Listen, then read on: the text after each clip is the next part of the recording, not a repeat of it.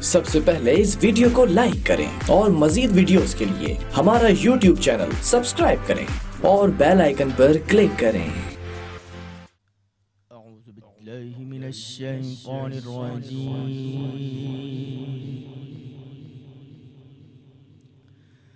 بسم الله الرحمن الرحيم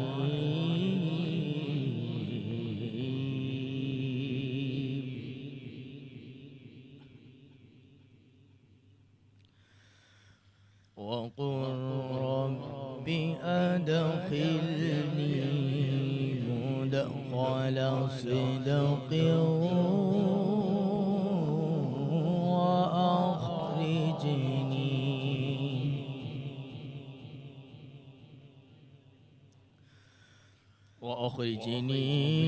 مخرج صدق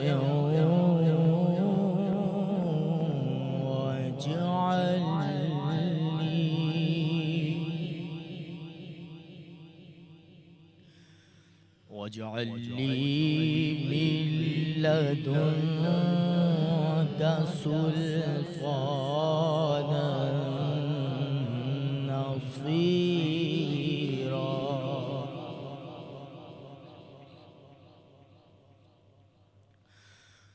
وقل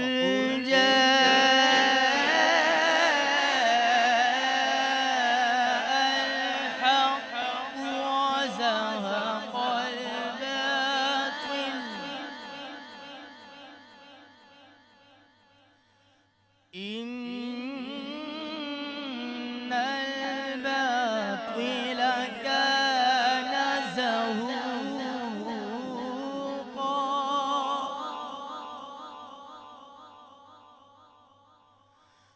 وننزل من القرآن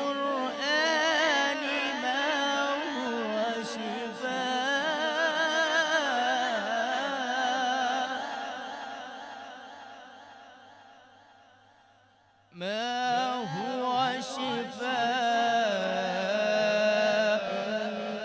ورحمة للمؤمنين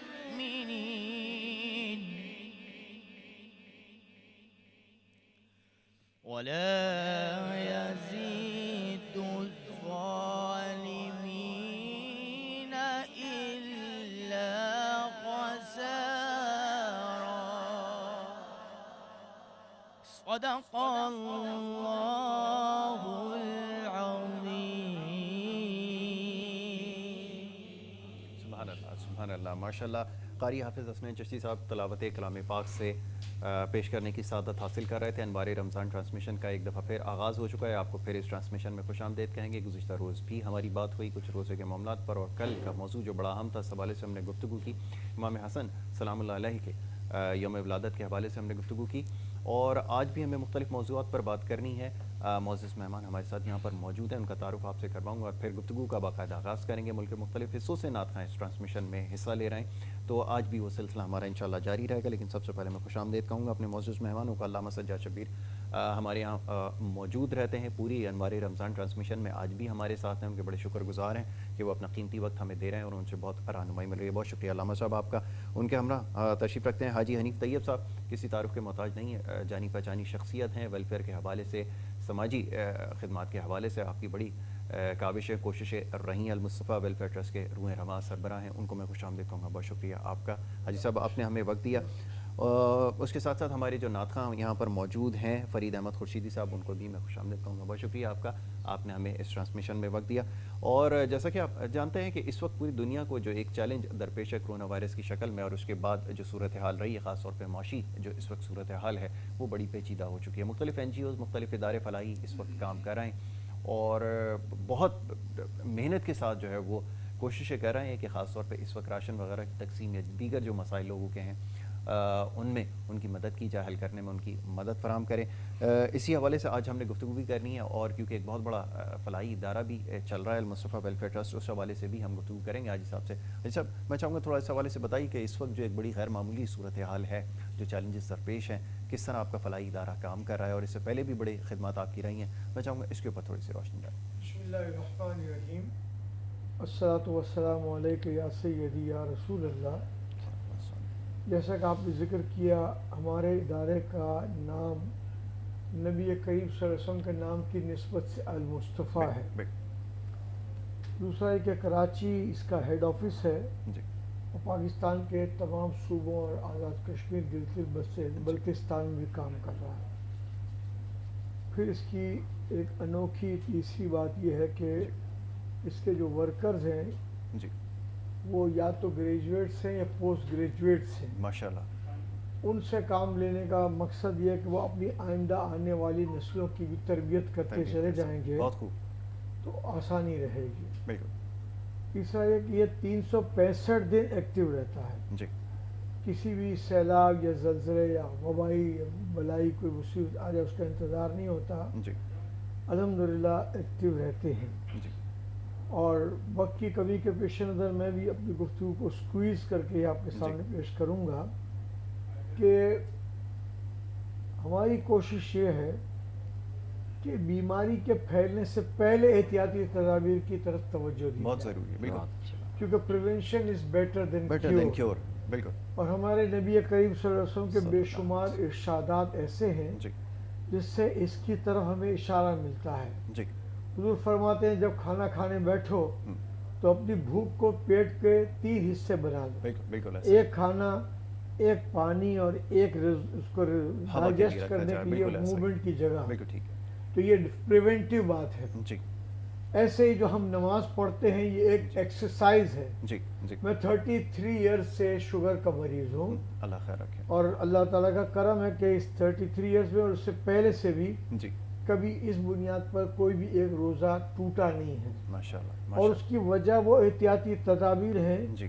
کہ جن کو کھانے پینے کے معاملے میں احتیاط کرتے زیادہ کا حکم دیا ہے. جی. جو اوور ایٹنگ کرے گا الٹیمیٹلی وہ چلا جائے گا شوگر کے مرض کی طرف. بالکل ایسا ہی. ایسے نبی کریم صلی اللہ تعالیٰ علیہ وآلہ وسلم نے اور تمام ایشوز میں ایک مرتبہ صحابہ کے ساتھ سرکار دو عالم صلی اللہ علیہ وسلم روانہ افروز تھے. ایک کھجور حضرت علی رضی اللہ تعالیٰ عنہ نے اٹھائی کھانے کے لیے. تو نبی کریم صلی اللہ علیہ وسلم نے فرمایا آج تمہارے پیٹ کا جو حال ہے نا اس سے مشورہ میں دیتا ہوں کہ یہ کھجور اس وقت نہ کھاؤ. بالکل. تو انہوں نے فوراً کھجور رکھ دی. جی. تو پریونشن کے بارے میں بہت سارے ادارے اس پر کام نہیں کرتے. اب پریونشن کا طریقہ کیا ہے؟ بالکل ٹھیک. ہمارے تقریباً 365 دن میں 365 دن فری میڈیکل کیمپ لگتے ہیں پورے پاکستان میں. اچھا ماشاءاللہ. آج کہیں ہیں، کل پرسوں کا، ترسوں کہیں، چوتھے دن کہاں ہیں. بالکل ٹھیک ہے. اس میں کیا ہوتا ہے کہ شوگر کے بندے کو جو شوگر کا مریض ہونے والا ہے جی چیک سے پتہ چل جاتا ہے کہ یہ بارڈر لائن کا کیس ہو گیا ہے. بالکل ٹھیک ہے. یا شوگر میں آ گیا ہے. بالکل ٹھیک ہے. تو اس کو کیا احتیاط کرنی ہے. ٹھیک ہے. کولیسٹرول ان کا فری میں چیک ہو جاتا ہے. تو اس کا لیول بڑھ گیا ہے یا بارڈر لائن کے قریب ہے یا احتیاط سے پوری اس کو چپ ایک مل جاتی ہے، اس کو وہ بچت ہو جاتی ہے. ٹھیک. اسی طرح سے اگر اس کے اندر بہت زیادہ موٹاپا ہے تو اس کو کیا احتیاطی تدابیر اختیار کرنی ہے وہ سب باتیں ان کو بتا دی جاتی ہیں. تو ہماری یہ خواہش ہے ظاہر ہے کہ وبا اور بلا اور سیلاب اور زلزلہ جیسے 2005 میں رمضان ہی تھا بہت بڑا زلزلہ آ گیا تھا کشمیر میں بھی، اور کہ خیبر پختونخوا میں جس کو اس وقت ملکہ علاقوں میں بالکل سرحد کہا جاتا تھا. تو میں نے وہ مہینہ تقریباً سارا جب سے پتہ چلا اس کے دوسرے دن سے وہیں گزارا تھا. تو مطلب یہ کہ اب جتنے بھی لوگ وہاں ساری تنظیمیں ملک بھر کے آگر کام کر رہی تھی، لیکن ایک کام کہ سارے لوگ کام کر رہے ہیں تو یہ سحری اور افطاری کیسے کریں گے. بالکل ٹھیک ہے. تو سب کی سحری اور افطاری مصطفی لنگر کے نام پر المصطفیٰ ویلفیئر سوسائٹی کے ذمہ کیا گیا. ماشاءاللہ. تو کیمپ لگانے سے کیا فائدہ ہوتا ہے؟ ایک آدمی مل جاتا ہے کہ جس کا اب موتیا پکنے والا ہے 2-3 مہینے میں، تو ہم بتا دیتے ہیں کہ 2 مہینے بعد آ جائیے گا، ایک پرچہ رکھیں، اور اگر پک گیا ہوگا تو آپ کا یہ فری آف چارج لینس بھی لگ جائے گا اور آپ کا کیٹریکٹ سرجری بھی ہو جائے گی.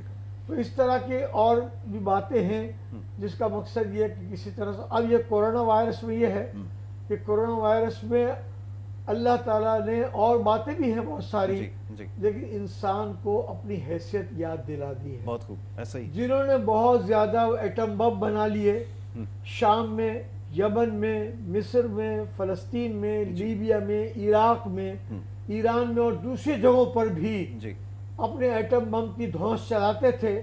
آج سب سے زیادہ وہ اس کا شکار ہے، بے بس ہے، بالکل ایسا. بے بس ہے. اور شکار ایسے ہیں کہ آپ نے ایٹم بم تو بنا لیا، جی آپ ایک ایسے وائرس سے مات کھا رہے ہیں جو آپ کی آنکھوں سے آپ کو نظر نہیں آ رہا. بالکل ٹھیک ہے. ہائی پوٹینسی کے ایک مائکروسکوپ کے ذریعے سے کبھی کبھار وہ نظر آتا ہے. نظر آتا ہے بالکل. تو پتہ کیا چلا کہ اگر کوئی اس دور میں بھی نمرود بنے گا تو نمرود کا ایک مچھر قصہ تمام کر دے گا. بالکل ایسا ہی. اور ایک وائرس سے بڑے سے بڑے اپنے آپ کو ترم خان سمجھنے والے کو اس کی اوقات یاد دلا دی جائے گی.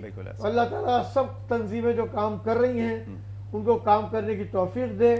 حکومت کو بھی یہ توفیق دے کہ جب یہ کورونا وائرس چائنا میں چل رہا تھا تب سے میں کہہ رہا ہوں کہ تمام سماجی تنظیمیں جو واقعتاً کام کرتی ہیں ان کا اجلاس بلا لو. لیکن چونکہ بہت زیادہ مصروف ہیں، مرکز اور صوبے کی لڑائی میں مصروف ہیں، تو اس لیے جو آج تک وہ میٹنگ اس طرح کی نہیں ہو سکی. اللہ تعالیٰ ہمارے حکمرانوں کی طرف توجہ فرمائے. غریب، مسکین، بیوہ، یتیم جو بیچارے روز کھانے کو محتاج ہو گئے، اب تو لوور کلاس کی بات نہیں ہے، سفید پوش آدمی کی بھی زندگی مشکل ہو گئی ہے. اللہ ہمارے سے ہماری دعا ہے کہ سب کے لیے آسانی پیدا کرے. ایک چیز کو اور اضافہ فرما دیجیے کہ ابھی ایک بڑی بحث چلتی رہی کہ مخیر حضرات تو تعاون کر رہے ہیں لیکن جو سفید پوش لوگ ہیں یا ضرورت مند ہیں ان تک کیسے پہنچا جائے؟ آپ کس طرح پہنچتے ہیں؟ یہ ذرا فارمولہ بتا دیں تاکہ سمجھنا آسان ہو جائے. یہ جو میں نے ضمناً تذکرہ کیا اس کی تفصیل میں اس وقت نہیں گیا. اچھا آپ نے سوال کر لیا کہ 365 دن ایکٹیو رہنے کا ایک فائدہ ہوتا ہے. جی جی. You know the subject. Exactly. You know how to do it and how to deliver the goods. سب سے امپورٹنٹ چیز تو ہے. یہ چیزیں چونکہ ہم مثال کے طور پر ابھی ہم 800 ٹن یہ کورونا وائرس سے ذرا پہلے تائیوان کی ایک تنظیم ہے نوڈوف نارتھ ایشیل فاؤنڈیشن، 800 ٹن چاول پاکستانیوں میں تقسیم کرنے کے لیے انہوں نے ہمیں بھیجے. تو ہمارے پاس لسٹ موجود ہے، کون مستحق ہے، ڈھانچہ بھالا سب کچھ پہلے سے کام ہے. لیکن ظاہر ہے کہ حکومت مرکز کی ہو یا صوبے کی، اور ایون سوشل ویلفیئر تنظیم کی آرگنائزیشن پروونشل آرگنائزیشن ہے، مذہبی امور کی پروونشل آرگنائزیشن ہے. کسی وزیر کو جو سوشل ویلفیئر کا ہو، کسی وزیر کو جو مذہبی امور کا ہو، آپ ایکٹیو نہیں دیکھیں گے. تو اس لیے ہمیں تو یہ لسٹ موجود ہے اور ہم یہ کرتے ہیں کہ اس کے کارڈ بنا دیتے ہیں. جا کر دن میں کارڈ ہم اپنے ڈسپیچ رائڈر کے ذریعے بھیج دیتے ہیں. قانون نافذ کرنے والے اداروں کے تعاون سے ہماری تقسیم کا عمل رات کو 11 بجے کے بعد پہنچ جاتا ہے. نہ اس کا چہرہ فوٹو میں آتا ہے، نہ وہ دروازے سے باہر لینے والا آتا ہے، اس کو دے دیا جاتا ہے. کیونکہ اس کے لیے سخت تاکید اسلام نے کی ہے کہ جس کے سام کو ہم دے رہے ہیں اس کی آنکھوں میں آنکھیں ڈال کر دیکھیں نہیں ہم لوگ، اس کی عزت کو ہم ملوذ خاطر رکھیں. اور یہی ہم نے سیکھا اور ہم نے دیکھا کہ ہمیں اپنے ماں باپ نے بھی یہ سکھایا کہ عالمی آج ماں کا دن ہے. اور سیدنا امام حسن رضی اللہ تعالیٰ عنہ سلام اللہ علیہ ان کا دن بھی تھا. ان کی خدمت کا نظام دیکھیے کہ وہ کس طرح خدمت کرتے تھے. لیکن مشکل کیا ہو گئی یاسر بھائی کہ ہمیں اپنے اسکول میں یا کالج میں یا یونیورسٹی میں ان تمام بزرگوں کے حالات زندگی پڑھائے نہیں جاتا. جب پڑھائے نہیں جاتے، رول ماڈل آپ نے ان کے دماغ میں ڈالا ہی نہیں ہے، تو آپ کو اس سے کیا سمجھ میں آئے گا اور آپ کیا کام کر سکیں گے. طیب صاحب نے ایک بڑا ہی اہم نقطہ اور جو اکثر اٹھاتے ہیں، پچھلے کئی پروگرامز میں جب ان سے گفتگو ہوئی تو یہ نقطے کے اوپر بہت زور دیتے ہیں اور یہ وقت کی اس وقت سب سے زیادہ اہم ضرورت ہے. عصر حاضر میں جو اس وقت سب سے بڑا مسئلہ درپیش ہے کہ مثالیں ہمارے پاس موجود ہیں لیکن کیونکہ لوگوں کو علم نہیں ہے تو بار بار ایسے پروگرامز کے ذریعے محض ایک پروگرام یا 2 پروگرام ایسے ہو ہی جاتے ہیں جس میں ہم کہتے ہیں کہ امام کے آپ فرمودات ذرا بتا دیں تاکہ لوگوں تک یہ بات پہنچ جائے، سخاوت کا عالم بتا دیا جائے تاکہ بچوں تک پہنچ جائے. لیکن یہ درسی کتابوں میں شامل نہیں ہو سکا. یہ ایک الگ موضوع ہے لیکن میں چاہوں گا اس حوالے سے تھوڑی سی گفتگو ہو جائے. اعوذ باللہ من الشیطان الرجیم، بسم اللہ الرحمن الرحیم. شکریہ یاسر بھائی. حاجی صاحب نے جن مسائل کی طرف گفتگو فرمائی اور یقیناً یہ جو کام کر رہے ہیں وہ قابل ستائش ہے، مگر اتنی بڑی آبادی میں جہاں ریاست کچھ نہ کرے وہاں این جی اوز کتنا کام کتنا کر سکتے ہیں، بے کتنی شک کیپیسٹی جتنا کتنی اللہ ہے ان اس کو پہ بھی۔ ان اپنے بلبوتے پر اور جتنا یہ کام کر رہے ہیں بہرحال وہ ایک قابل قدر قابل ستائش ہے۔ جہاں تک امام حسن اور اہل بیت اور صحابہ اکرام کی سیرت کی بات ہے وہ تو ایک سلیبس درکنار، مگر آپ کیا کہیں گے وہ اسلامی تاریخ کو ہمارے بچوں کو پڑھانے کے لیے، یعنی المیہ یہ ہے کہ اب سلیبس کی کتابوں میں تیسری یا چوتھی کلاس میں حضرت علی علیہ السلام کے لیے لکھ دیا گیا ہے کہ وہ سجدے میں تھے تو ابن ملجم نے وار کیا۔ میں اگر کتابوں کے ڈھیر لگا دوں ریفرنس کے لیے، مگر اس ٹیکسٹ جو لکھنے والے ہیں ان کو نہیں پتا، وہ کہہ رہے تھے مسجد سے گھر سے نکلے پیچھے سے ابن ملجم نے وار کیا اور وہ گر گئے اور وہ شہید ہو گئے۔ اب اس اسلامی ریاست کے معاشرے کا جب یہ المیہ اتنا بڑا ہو جائے گا تو اس کا مقصد یہ ہے کہ آپ جن کو حاجی صاحب نے کہا کہ جو شخصیات ہمارے پاس ہے، جن کی سخاوت، جن کی عبادت، جن کی ریاضت، جن کا تقوی، جن کی پرہیزگاری آج کے بچوں کو پڑھانی تھی، وہ تو درکنار ہے، ہم تو تاریخ ہی بدل دیتے ہیں۔ اس کا سبب کیا ہے کہ ہم نے ایسے نااہل لوگ بٹھائے ہوئے ہیں جن کو تاریخ اسلام سے واقفیت نہیں ہے۔ میں پہلی تاریخ سے جو آپ کی خدمت میں عرض کر رہا ہوں کہ ہمارے معاشرے کا سب سے بڑا المیہ، اس معاشرے میں جو ہم رہ رہے ہیں، ہمارے مسلمانوں کے ساتھ سب سے بڑا المیہ یہ ہوا کہ ہم نے عالم میں اور عالم نما میں فرق ختم کر دیا۔ جب فرق ختم ہو گیا، چیک اینڈ بیلنس ختم ہو گیا، تو ہم نے ہر ٹوپی پہننے والے کو، ہر امامہ پہننے والے کو عالم گردان لیا۔ اس کا نتیجہ یہ ہوا کہ یہ فرقہ واریت کا جو ہے ایلیمنٹ اتنا بڑھ گیا معاشرے میں کہ نفرتوں کی آگ اتنی بھڑک گئی کہ وہ شخصیات جن کا صبر، جن کا تقوی جو ہم بتاتے ہیں، جیسے کہ میں نے کل عرض کیا کہ امام حسن علیہ السلام کی پوری زندگی سخاوت، صبر، اور اتنے بڑے، یعنی امام، اس کو آپ پیکٹ کہہ لیں، اس کو آپ ایگریمنٹ کہہ لیں، اس کو آپ کچھ بھی کہہ لیں جو درمیان میں امام حسن کو، اور اگر امام حسن علیہ السلام، بڑی ذمہ داری سے تاریخ کے طالب علم ہونے کے بعد کہہ رہا ہوں کہ اگر امام حسن اس وقت یہ پیکٹ نہ کرتے تو آج مسلمانوں میں بہت بڑا تفرقہ اور ایک فتنہ پھیل جاتا۔ امام حسن علیہ السلام چونکہ فرزند رسول تھے، وارث قرآن تھے، دوش نبوت پر بیٹھ کے انہوں نے قرآن کا مطالعہ کیا تھا تو وہ سمجھتے تھے۔ تو امام حسن کی زندگی کو اگر آج مسلمان سمجھ لے اور اپنی زندگی میں، یعنی اتنی سی بات ہے کہ امام جا رہے ہیں، دیکھ رہے ہیں کہ ایک حبشی بیٹھا ہوا ہے اور خود بھی کھا رہا ہے، اور ایک جانور ہے اس کا کتا ہے، اس کو بھی وہ ایک نوالا ڈال رہا ہے۔ آپ کھڑے ہو کے دیکھنے لگے، کافی دیر امام دیکھ رہے ہیں، اس کے بعد جا کے اس سے کہتے ہیں کہ تم بھی کھا رہے ہو اور اس جانور کو بھی کھلا رہے ہو۔ تو وہ حبشی کہنے لگا کہ فرزند رسول، میں بھوکا تھا، یہ بھی میری طرف بڑھ کے آ گیا، تو میں نے کہا یہ بھی بھوکا ہے، تو میں اس کو بھی کھلانے لگا۔ آپ اس کے مالک کے پاس گئے، کہا یہ جتنے بھی دینار لو مجھے یہ دے دو حبشی۔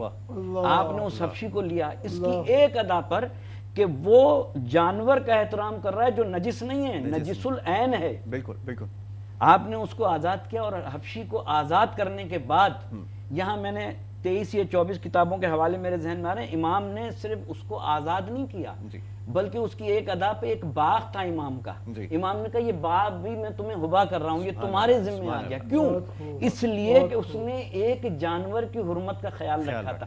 تو اسلام جب اتنا وسیع و بلیغ ہے حاجی صاحب کہ ایک جانور کی حرمت جو کہ نجس العین ہے، تو انسان کی حرمت کتنی بلند، کتنی عظیم ہے۔ بالکل اس چیز کو سمجھنے کی ضرورت ہے، یہ سب سے بڑی بات ہے۔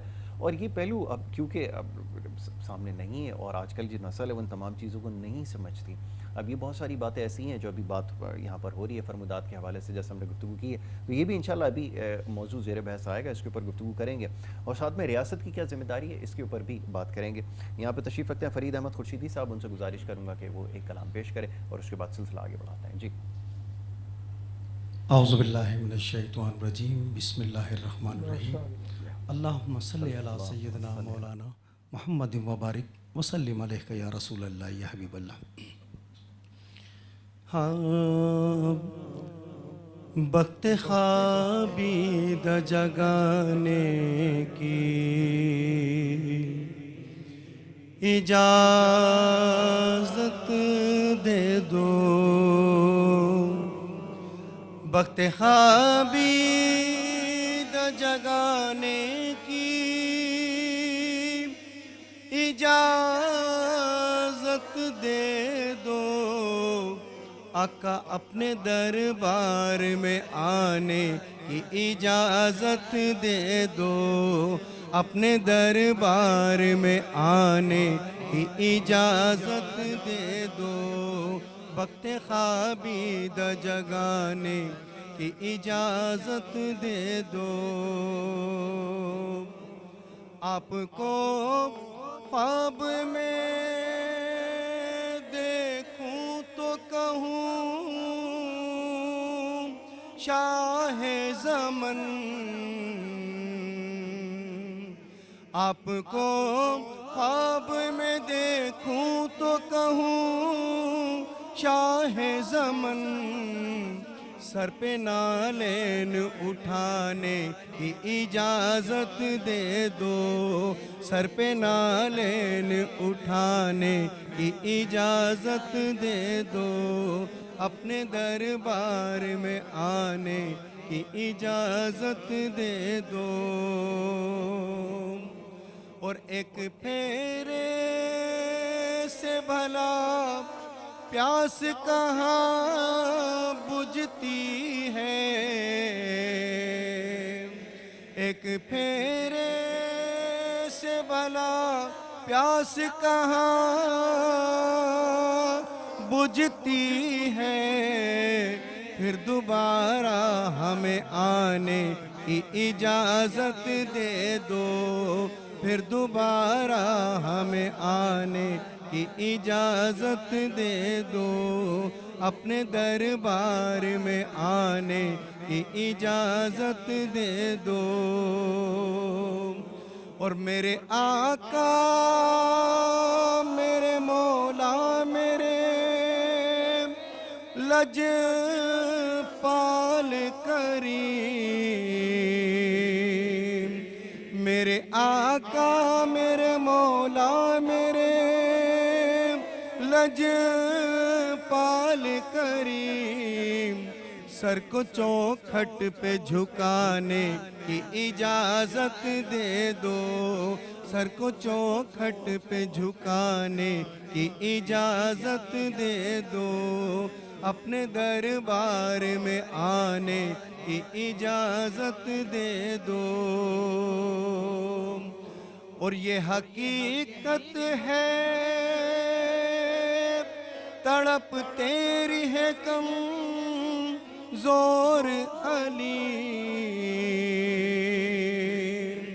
یہ حقیقت ہے تڑپ تیری ہے کم زور علیم، ورنہ کیوں کہتا کہ آنے کی اجازت دے دو، ورنہ کیوں کہتا کہ آنے کی اجازت دے دو، اپنے دربار میں آنے کی اجازت دے دو، وقت خوابیدہ جگانے کی اجازت دے دو۔ ماشاءاللہ، بہت خوب جی۔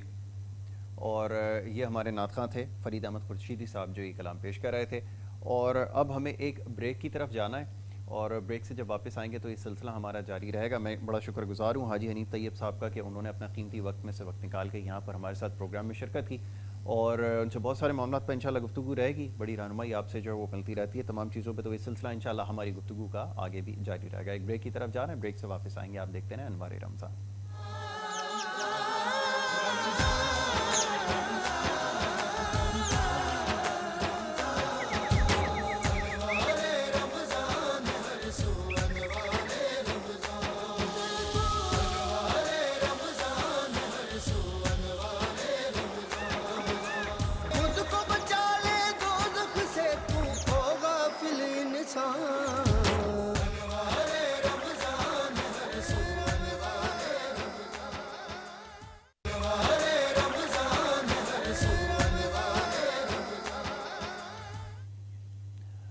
ہمارے رمضان ٹرانسمیشن میں آپ کو ایک دفعہ پھر خوش آمدید کہیں گے. بریک پہ جانے سے پہلے گفتگو کا سلسلہ جاری تھا. آج کے موضوع کے حوالے سے بھی بات کریں گے, لیکن ایک اور بڑا اہم موضوع ہے جس کی نشاندہی کی گئی ہے. دیکھنے والے اپنے پیغامات بھیج رہے ہیں, اس حوالے سے بھی آج گفتگو ہم ضرور کریں گے. عصر حاضر کے حوالے سے تو خاص طور پہ گفتگو اس لیے بھی ضروری ہے کہ جو معاملات ہیں اس میں بگاڑ کو کس طرح ٹھیک کیا جائے. علماء کرام سے اس حوالے سے رہنمائی ضرور حاصل کرتے ہیں. علامہ صاحب, یہ ویسٹ میں ایک کلچر ہے کہ کوئی خاص دن منایا جاتا ہے, کبھی وہ محبت کے نام سے اس کو منسوب کیا جاتا ہے, کبھی باپ کے نام سے کہ باپ کا کوئی خاص دن ہے, کوئی ماں کا دن ہے. تو آج بھی شاید غالباً اسی طرح کا ایک دن منایا جا رہا ہے جس کو کہا جا رہا ہے کہ یہ مدرس ڈے ہے. میں چاہوں گا اس حوالے سے ذرا گفتگو کیجئے کہ ایک مومن کے لیے, ایک مسلمان کے لیے کیا حیثیت ہے, کیا مرتبہ ہے ماں باپ کو, اور خاص طور پہ ماں کا. میں چاہوں گا اس کے اوپر تھوڑی گفتگو ہو جائے. دیکھیے یاسر بھائی, یہ جو دن منا رہے ہیں اور مخصوص دنوں کو کر دیا گیا ہے, یہ ان علاقوں میں بہت زیادہ ہے جہاں معاشرتی قدریں جو ہیں ناپید ہیں, جی, جہاں رشتے نبھانے کا وقت نہیں ملتا, جہاں ماں کو جو ہے وہ اور والدین کو اولڈ ہاؤسز میں رکھا جاتا ہے. اس لیے وہ کوئی نہ کوئی دن جو ہے وہ اس سے منسوب کر کے شاید اپنی کوئی تشنگی کو دور کرنا چاہتے ہیں. اسلامی نقطہ نگاہ سے ہمارے لیے ہر دن جو ہے ماں کا ہے, اور وہ ہر دن باپ کا ہے, اور ہر دن جو ہے وہ محبتوں کا دن ہے. جہاں تک آپ نے اسلامی پوائنٹ آف ویو سے ایک ماں کی عظمت پوچھی تو قرآن نے واضح فرما دیا وَبِالْوَالِدَيْنِ احسانًا, اپنے والدین کے ساتھ احسان سے پیش آؤ. اور پھر قرآن نے آگے بڑھ کے اسی آیت میں کہا کہ اس چھت پہ نہ چلو جس چھت میں کے نیچے تمہارے والدین. اور پھر قرآن نے آگے بڑھ کے فرمایا کہ اپنے والدین کو اف تک نہ کہو. یہاں تک کہ جہاں آپ نے ماں کی عظمت کا پوچھا تو ماں کا ایک اسلام نے ایک ایسا ایک کانسیپٹ دیا ہے کہ جب جناب اویس کرنی جو ہے ایمان لائے تھے تو خود تو ایمان لے آئے تھے, والدہ نہیں لائی تھی, اور یمن میں رہتے تھے, سرکار کو دیکھا نہیں تھا, محبت جوش مار رہی تھی, بڑی مشکل سے ماں کو راضی کیا. تو ماں نے کہا کہ شام سے پہلے گھر آ جانا. جناب اویس کرنی جب مدینے میں داخل ہوئے تو جناب اویس کرنی کو پتہ چلا کہ سرکار جو ہیں وہ شام گئے ہوئے ہیں. اب آپ انتظار میں بیٹھے رہے. ایک طرف ماں کا خیال آ رہا تھا کہ ماں سے وعدہ کر کے آیا ہوں, دوسری طرف سرکار کی محبت تھی. آخرکار چونکہ ماں ایمان نہیں لائی تھی مگر ماں تھی, یہ سوچ کے چلے گئے. مگر جیسے ہی سرکار مدینے میں داخل ہوئے تو پہلا جملہ یہ کہا کہ مجھے اویس کرنی کی خوشبو آ رہی ہے. یعنی اطاعت والدین, ماں کی اطاعت, وہ بھی جو صاحب ایمان نہ ہو. تو ماں کا رتبہ جو ہے ایک عظیم ترین جو ہے رتبہ اللہ نے جو ہے وہ. اور پھر یہاں تک کہ ایک شخص آتا ہے اور چھٹے امام جعفر صادق علیہ السلام سے فرماتا ہے کہ میری دعا قبول نہیں ہو رہی. کہا کہ تمہاری ماں زندہ ہے؟ کہا نہیں. کہا اچھا جاؤ ان کی قبر پہ جاؤ اور ان کے سرہانے بیٹھ کے دعا کرو, وہ دعا ضرور قبول ہوگی.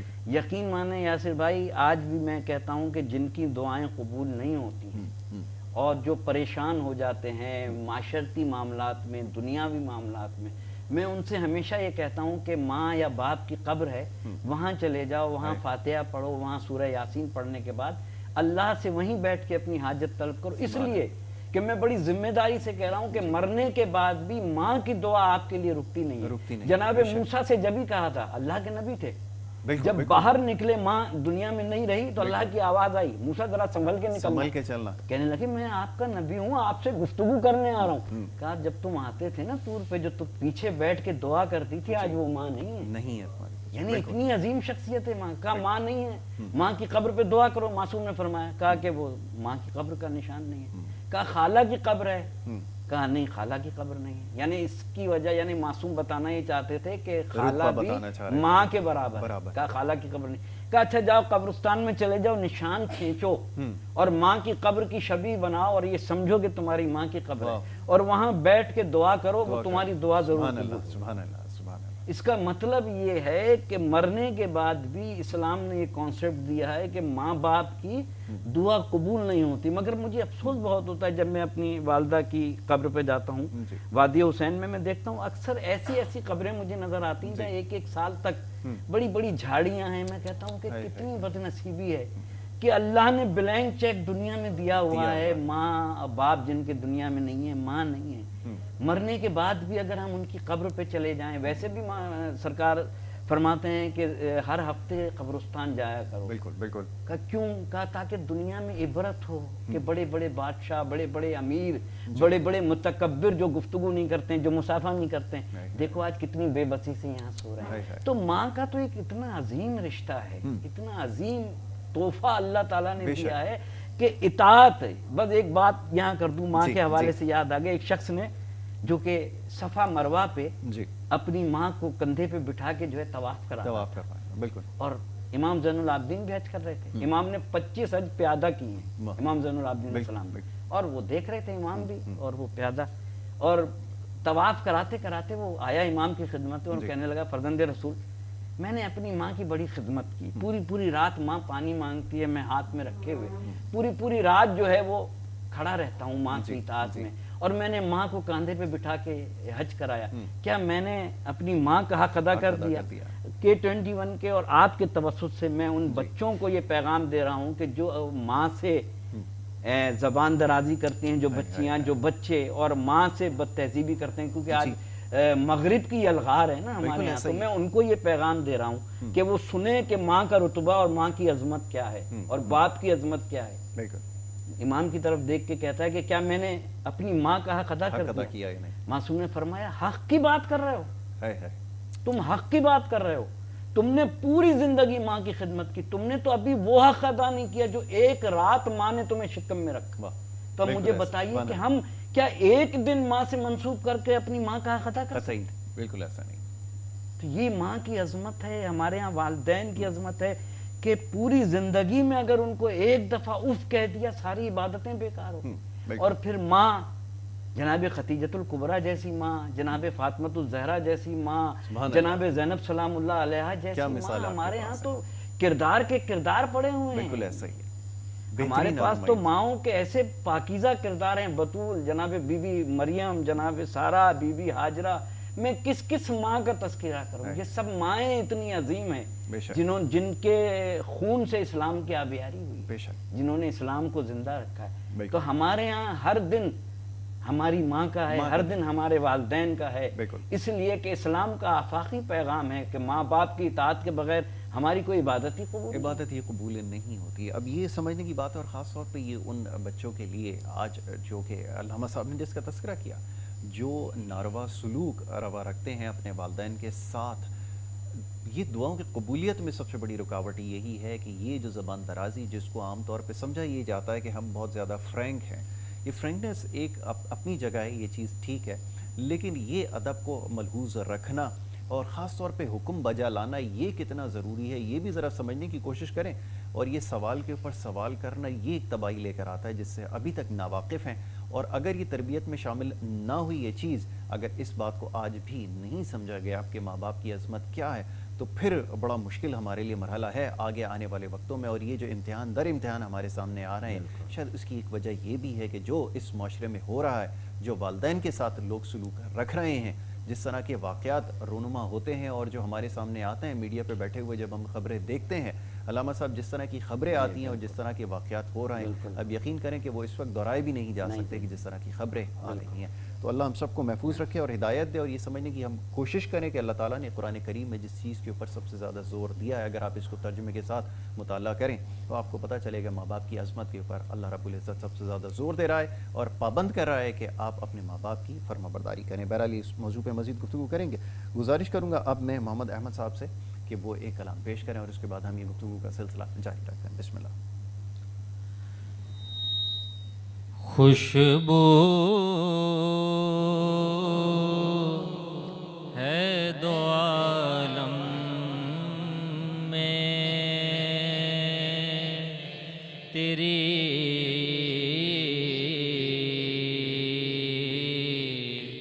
اے گل جدا کس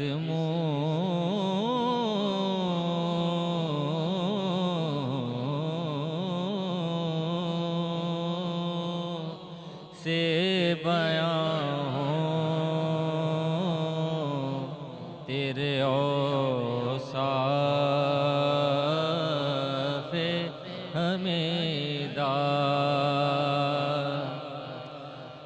تجھ سا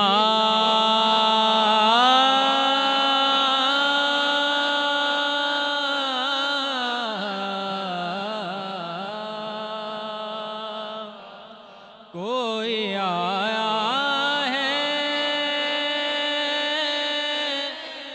نہ آئے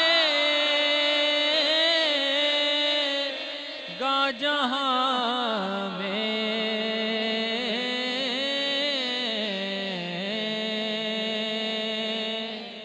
تجھ سا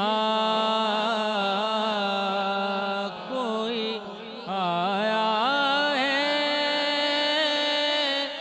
نہ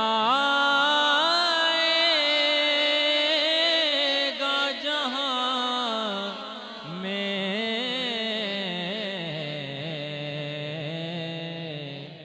دیتا ہے گواہی یہی عالم کا جریدہ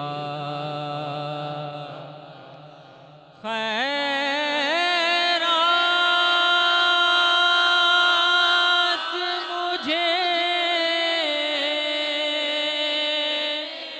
اپنی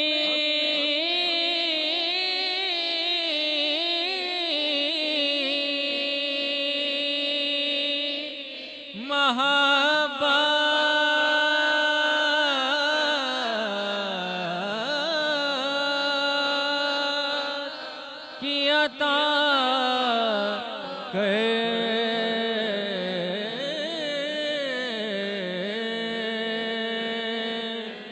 خیرات مجھے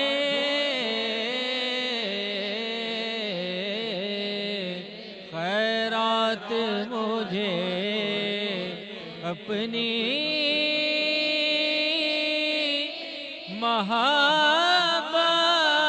محبت کی عطا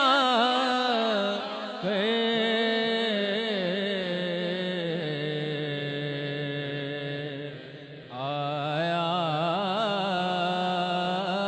ہوں تیرے در پہ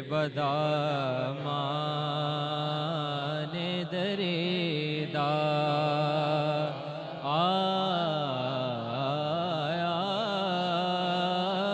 ہوں تیرے در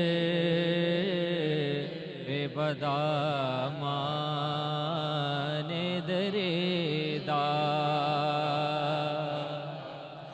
اے رحمت عالم تیری یادوں کی بدولت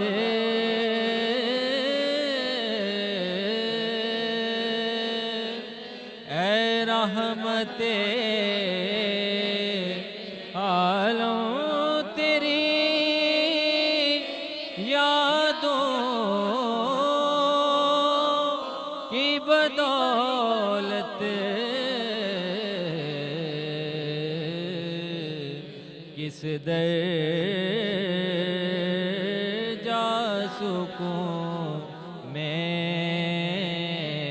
ہے میرا قلب